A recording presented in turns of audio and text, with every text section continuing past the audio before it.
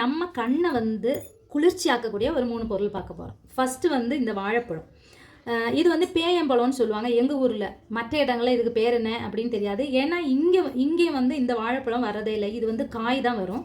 நான் வந்து அப்படியே பழுக்க போட்டு அதை சாப்பிடுவேன். ஏன்னா உடம்புக்கு ரொம்ப குளிர்ச்சி இந்த வாழைப்பழம். அதுக்கப்புறம் இந்த பழத்தை வந்து நம்ம சாப்பிட்டுட்டு இந்த தோல் இருக்கு இல்லையா, இந்த தோல் அழகாக இப்படி கட் பண்ணி நம்ம 2 கண்ணிலே இப்படி வச்சுக்கலாம். இப்படி வைக்கிறதுனால கண்ணுக்கு நல்ல குளிர்ச்சி. அதுக்கப்புறம் வந்து நமக்கு எல்லாருக்கும் தெரிஞ்ச வெள்ளரிக்காய், அதுவும் வந்து நம்ம அழகாக இந்த மாதிரி வச்சு இப்படி வச்சுக்கலாம்.